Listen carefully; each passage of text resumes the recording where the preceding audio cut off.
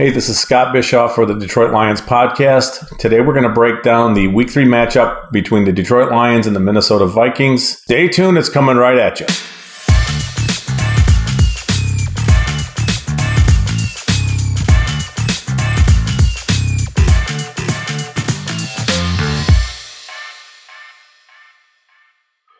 Okay, so let's start on offense.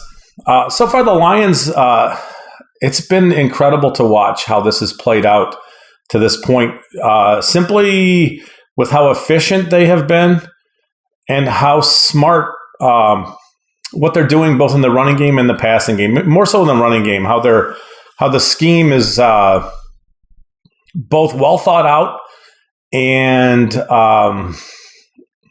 if you're a coach, if you've ever coached before, you could practice. You could practice plays till you're blue in the face, and when it comes to game time, it's hard to run those plays because somebody's trying to stop you. But there are moments where it looks like the Lions' offensive linemen and their running game concepts are so good that it just doesn't matter what the defense is doing. And obviously, they're getting national attention for the way they're running the ball and how effectively they're running the ball. But I think we need to talk about how smart it is what they're doing between Taylor Decker and Penei Sewell, who they had in Week 2. Week 2, they ran the ball very effectively without their 3 starting interior offensive linemen, which is just nuts to think about. Obviously, Week 1, they ran the ball very effectively too in a high-scoring game against Philly. But we need to give the Lions a lot of credit for what they're doing on offense right now and for how smart, how efficient what they're doing. And one of the plays that stands out to me is the jet sweep handoff that they give to Amon-Ra St. Brown for his 58-yard run in Week 2, where the Lions recognized and practiced this play. This is kind of what I was talking about earlier. You can practice these plays, and they don't ever. I do high school coaching and on the offensive line stuff, and things look great in practice, but when you run it just never looks the same. And I'm not comparing, high school to what's happening at the NFL level. I just think it's amazing to watch how good they can make a play look. In this case, this is what happened. So Amon-Ra comes in motion and they hand the ball off to him. But where the real geniuses of this play is it happens before the snap, where the Lions recognize that that Washington's in man coverage and they're staying in man coverage, and they know that the cornerback on the outside to the side where Amon-Ra's running to is going to be keying on the receiver. That's his man. And likely is not going to have eyes up to try to find the ball in the running game, and he didn't. So the receiver carries inside, outside corner goes inside with him, and now Amon-Ra's on the edge. And everybody's heard about the comments coming from, I think, that defender or maybe even the safety who the receiver blocks. And boom, you have a 58-yard run. And now that's a time in the game where that's an important time in the game because Washington had responded, and that game was too close at that point, and the Lions scored pretty quick right after that run. So it's just their understanding of what the defense was doing, how the defense was lined up, and then taking advantage of that kind of stuff. Now, that might get overlooked. That might be kind of not talked about enough. But just simply doing things to get lined up and understand what the defense is trying to do or how they're lined up, and then knowing how to exploit a defense. This is impressive stuff, and it's stuff that I think we've all been clamoring for a very long time. That just utilize your players to the things that they do well. Obviously, Penei Sewell is a very physically dominant player, and getting him involved in being aggressive as a blocker in the running game is smart, and the same thing can be said for Taylor Decker. They're gonna this week. So we're gonna talk a little bit about what could happen this week and potential, problems that might come their way. I don't know that we should expect a 50-plus yard run or multiple 50-plus yard runs every week. It's just kind of unrealistic that that's going to happen. The Vikings are going to do everything in their power to limit what the Lions have been doing well on offense, and it's just going to be a clash of, which side wins out there. The Lions are at this point clearly smart enough to be able to do interesting things, smart things, efficient things to get their offense moving. But at some point in time, the run game might slow down, and then what happens when it's all on the passing game, or you're in situations where the passing game is now prominent because you can't run the ball or you're not running it effectively. And then it's all on Goff to figure it out and make it work. And that's where, we're going to see that at some point in this season. It's not going to be as simple as it has looked. I know they're 1-1, but their offense has been pretty electric through the first two games. There's no reason to think that it's going to dry up, but we should not expect, DeAndre Swift 50-plus yard runs back to back to back. It's kind of unrealistic. So, for the Lions, it's going to be running the ball efficiently, getting themselves into good down and distance. So, a 4-yard run on first down might not look like a great run, but it is. Or getting themselves into a situation where it's 2nd and 6, 2nd and 5, where they can run, effectively, or you can utilize play action passing, which is kind of where Goff's at his best. The Lions have the elements in the offense to really exploit defenses via the play action game, and they have so far. They really haven't attacked all that vertical down the field. It's been more play action and just timing and tempo and rhythm of their offense, because they've stayed in good down and distance, and that's going to be a key this week. They need to continue to be in good down and distance. Again, Ragnow did return. Frank Ragnow, the center, did return to practice on Thursday. He had a limited practice with a foot injury. Jonah Jackson is not back yet, so there's still some questions as to whether or not he returns in this game. And Vaitai is out, so you're looking at Logan Stenberg in again at right tackle or right guard. So you have the interior offensive line and some of the injury issues, and that's kind of where they are. They made it work last week. It's going to be tougher this week. Just an interdivision rival is just a different kind of a thing. So again, on offense, we want to see the running game be efficient and be effective while not expecting crazy nutty things. Running the ball, but obviously the Lions are going to love it if that happens. They're going to shoot for that. It'll be interesting to see what they do against Minnesota's 3-4 front. It's just a different look. I think at this point, like I mentioned earlier, we trust and we understand that the Lions know what they're doing. It's been a long time since you could say that with a straight face. A long time where you thought.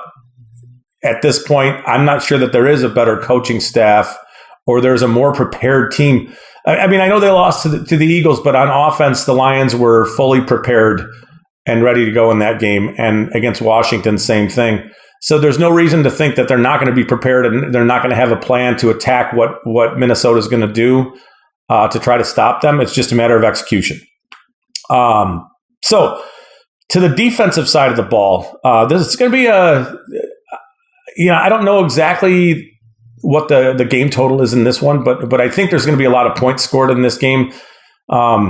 It's going to be tough for the Lions to limit Justin Jefferson. It just is. Just like, every other team in the NFL every week is going to have a hard time limiting Justin Jefferson.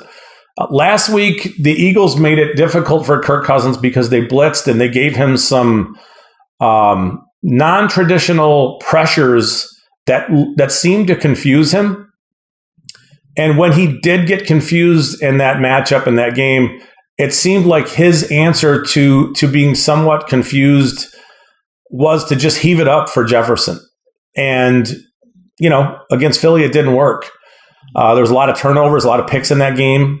you know, it's going to be tough to limit Justin Jefferson, but at this point in time, you know, you think about Adam Thielen, and I wonder how effective he can be. You know, in that offense, is he slowing down athletically, where he's just not keeping up, and maybe has been surpassed as the number 2 receiver by tight end or Smith? It's possible. I think it's still way too early to cement that, but he hasn't looked great in the first 2 weeks. Interestingly, Jeff Okudah has done a great job in man coverage in week 1, pretty much shutting down Devonta Smith, and in week 2, really limiting Terry McLaurin. So, you know, it's unrealistic to think that Jeff Okudah is just going to shut down Justin Jefferson. I don't think that that's where this is going to go, but it's nice that he's playing well after such a devastating injury, you know, in week 1 last year. One of the keys, just like with what Philadelphia had going on in week 2, is pressuring Cousins in a non-conventional sense. So, you know, Cousins is interesting because he is a guy who will stand in the pocket and get crushed. He'll stare in the face of pressure and get drilled to make throws. He will.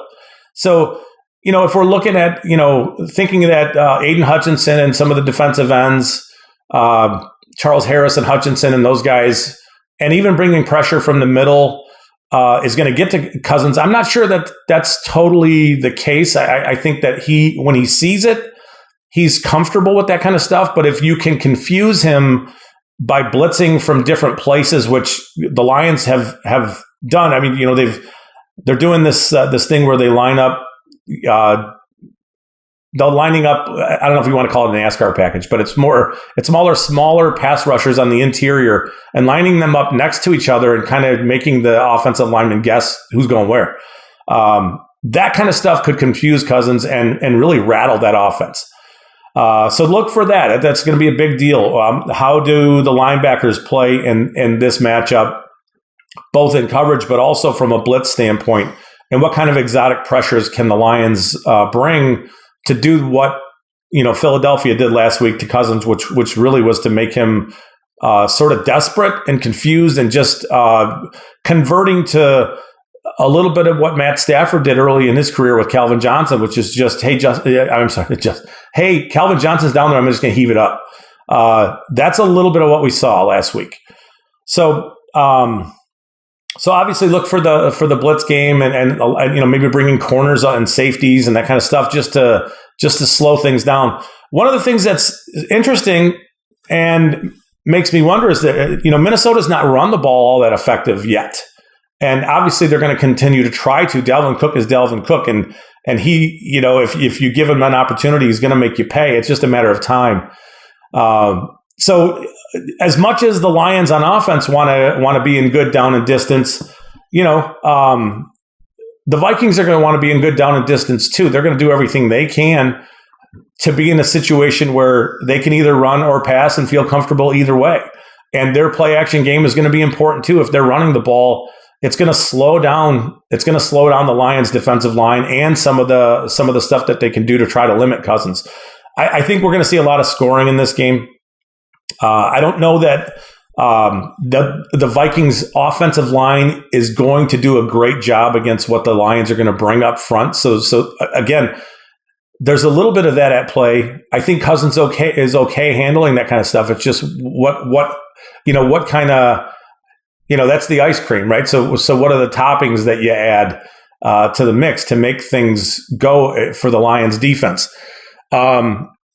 So, I mean, one of the other things, I made some notes. One of the other things that looked to me like a problem for Minnesota is that their offensive line struggled to get into the right looks based on what a defense was showing them, the right pre-snap looks. And that confused and added to some of the stuff that was going on with Cousins. Now, I don't know if it's on Cousins to make those calls or if that's a center, just missing protections kind of thing. I'm not really sure whether, who do you blame there? It doesn't really matter to what we're talking about. It just seemed like the Vikings offensive line had a hard time getting set and understanding who was coming, when they were coming, and how to block those guys. So, it's something that the Lions are going to do too. They're gonna maybe show pre-snap blitz looks and bring a player from somewhere else. In the end, similar offenses. Obviously, the Lions are similar explosive offenses. They do different things, but I think that the Vikings are going to want to run the ball effectively. They're going to want to get the ball down the field to Jefferson. They're going to do everything they can to make big plays in the passing game and to spread things out. The Lions are going to have to do a really good job on first down, stopping the run. Blitzing in passing situations. And this is going to be a really important game for a guy like Malcolm Rodriguez, who's really athletic, to make some plays behind the line of scrimmage against Cousins. And other linebackers too.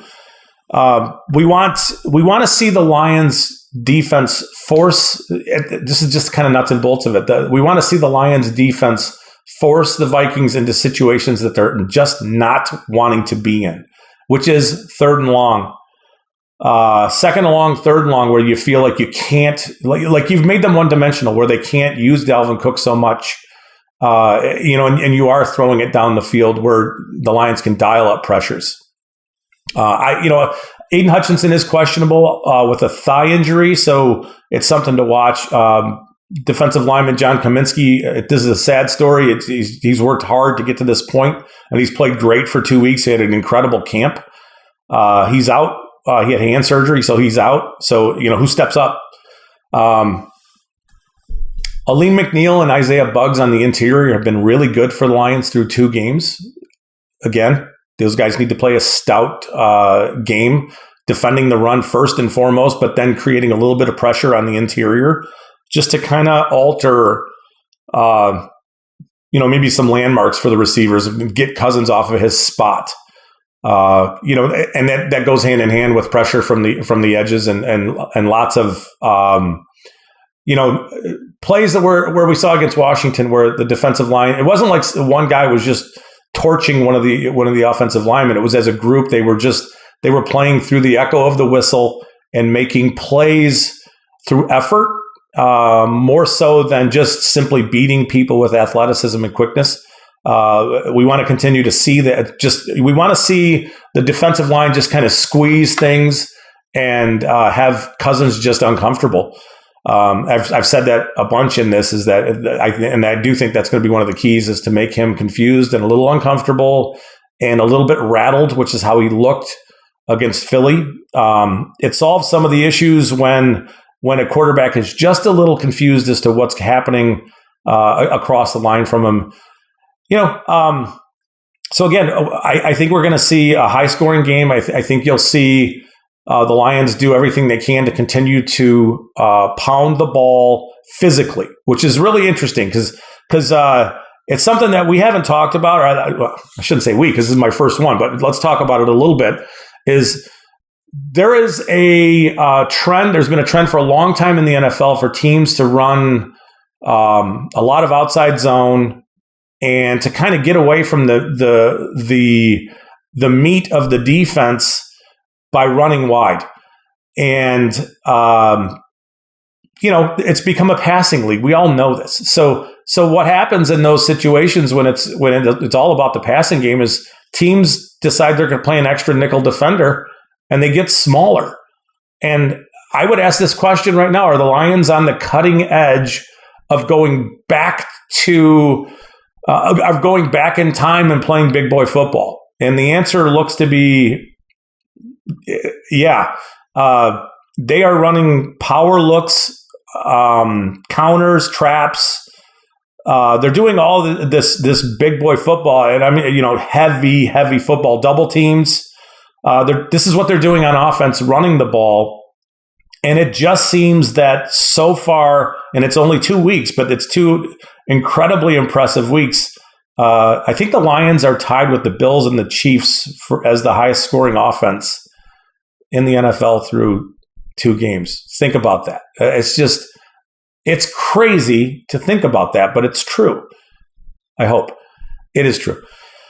So So the Lions are, obviously doing what they're doing on offense, kind of in a throwback model and a throwback mold. And we'll see. They're going to have to get out of that at times. It's not going to work at times. They're going to have to continue to evolve on offense. Obviously, Jamison Williams returning at some point in say the next 4, 5, 6 weeks range alters everything for their offense with how fast he is. But at this point, the Lions have just manhandled the defensive line and the second level players in front of them through 2 games, and they've done it playing an old school brand of football that just isn't around much. And it's been really interesting to watch, and it'll be something to monitor going forward. Like, how effective is this? Because teams are just not prepared to play, to see 12 personnel and 13 personnel and to play heavy football like the Lions are doing on offense. They're just not. So that's something that, not necessarily attached to this game, but just something to think about what they're doing on offense and how effective it is and how that impacts, when they do spread it out, when they do want to throw. Teams have been run at and they're tired, and it's been great to watch. It's going to be a really interesting matchup. Again, I think it'll be a high scoring game, but the Lions are going to want to do what they've done through a few weeks on offense, which is dictate the terms of how they're going to play. It's been exciting. As a football person watching this kind of stuff, it's kind of been, there's a cognitive dissonance at play, just seeing what's happening on the field and just being excited by how good it looks and how smart and efficient they look, and just all around on offense what they're doing. Let's hope it goes forward. It continues going forward. So there it is. That's the preview for week 3 against Minnesota. It's kind of an important game at this point. The Lions do have a stretch coming up. The schedule opens up for them, and it's too soon to be talking big picture about what we think they're going to be. But they have it all in front of them, and their offense is playing lights out football right now. Amon-Ra St. Brown looks like a Pro Bowler type receiver. I know that there's a little bit of teeth gnashing going on about second round draft picks and Brad Holmes. But if you look at what Brad Holmes has done later in his first draft, he got Amon-Ra St. Brown in round 4, who looks like, just he's a monster. Malcolm Rodriguez in round 6, starting for this team, playing meaningful snaps. Yes, as a linebacker, but doing things in coverage as a rookie, doing very impressive things. Reasons to be hopeful and optimistic about where we are. Tough matchup this week. Lots of points. We'll see how it goes. That's the preview for week 3. We'll be back in maybe on Tuesday morning with a look at what did happen in the game and some of the plays that happened and how that impacted the outcome of the game. And then we'll have that Tuesday morning, and we'll have these going forward for you guys. Have a great day.